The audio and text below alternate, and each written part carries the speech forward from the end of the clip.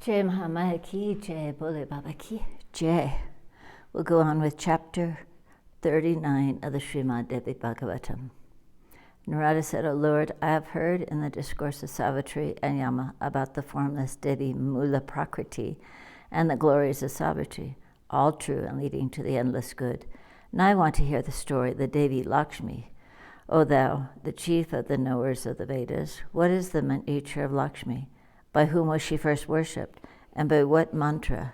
Kindly describe her glories to me. Narayana said, of old, in the beginning of the Prakritic creation, from the left side of Krishna, the Supreme Spirit, appeared the Rasa Mandala, the figure dance, a Devi. She looked exceedingly handsome, of a dark blue color, of spacious hips, of thin waist, and with high breasts, of a color of white kampa flowers, and very lovely. The beauty of her face throws under shades millions and millions of autumnal full moons. Before her wide expanded eyes, the midday forms of the autumnal season becomes highly ashamed. By the will of God, this Devi suddenly divided herself into two parts. The two looked equal in every respect, whether in beauty, quality, age, loveliness, color, body, spirit, dress, ornaments, smile, glance, love, or humanity. They were perfectly equal. Now she who appeared from the right side is named Radha, and she who came from the left side is named Mahalakshmi. Radha wanted first the two-armed Krishna. So Krishna too divided himself at once into two parts. He made over to Mahalakshmi the four-armed one. Then the two-armed person himself took Radha. Lakshmi looks on the whole universe with a cooling eye. Hence she is great. She is called Mahalakshmi. The two-armed person is Krishna, and the four-armed person is Narayana. They are equal in all respects. Mahalakshmi became many by her yogic powers. Mahalakshmi of Vaikuntha is full of pure sattvic qualities and endowed with all sorts of wealth and prosperity. She is the crest of a womankind as far as loving one's husband is concerned. She is the Swarga Lakshmi in the heavens, the Naga Lakshmi of the servants, the Nagas in the nether regions, the Raja Lakshmi of the kings, and the household Lakshmi of the householders. She resides in the houses of householders as progenitrix. She is the Surabhi of cows, and she is the Dakshina, the sacrificial fee in sacrifices. She is the daughter of the milk ocean and is Pad. Excuse me.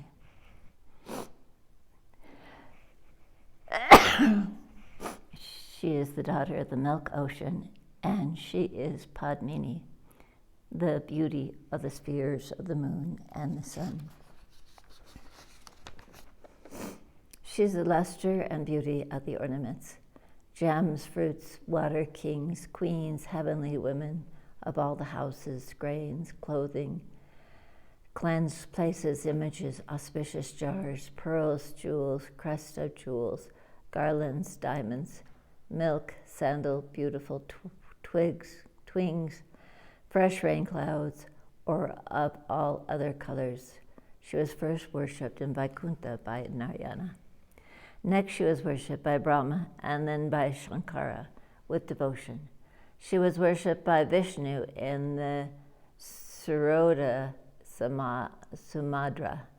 Then she was worshipped by Swayambhuva Manu, then by Indras amongst men, then by Munis, Rishis, good householders, by the Gandharvas in the Gandharva Lokas, by the Nagas in the Nagaloka. She was worshipped with devotion by Brahma for 1 fortnight, commencing from the bright 8th day in the month of Bhadra, and ending on the 8th day of the dark fortnight in the three worlds. She was worshipped by Vishnu with devotion in the three worlds on the meritorious Tuesday in the month of Pasa, Chaitra, and Bhadra. Manu also worshipped her on the Purusha Sankranti, the last day of the month of Pasa, when the sun enters another sign, and on the auspicious Tuesday in the month of Magha. Thus the worship of Mahalakshmi is made prevalent in the three worlds. She was worshipped by Indra, the lord of the Devas, and by Mangala, Mars, on Tuesdays. She was then worshipped by Kedara, Nila, Subala, Dhruva, Uttananpata, Sakra, Bali, Kasyapa, Daksha, Kardama, Surya, Priya, Ratra, Chandra, Vayu, Kuvara, Varuna, Yama, and others. Thus her worship extended by and by to all the places. She is the presiding deity of all wealth, so she is the wealth of all. Here ends the 39th chapter of the 9th book on the story of Mahalakshmi in the Mahapurana Srimad Devi Bhagavatam of 18,000 verses by Maharishi Veda Vyasa.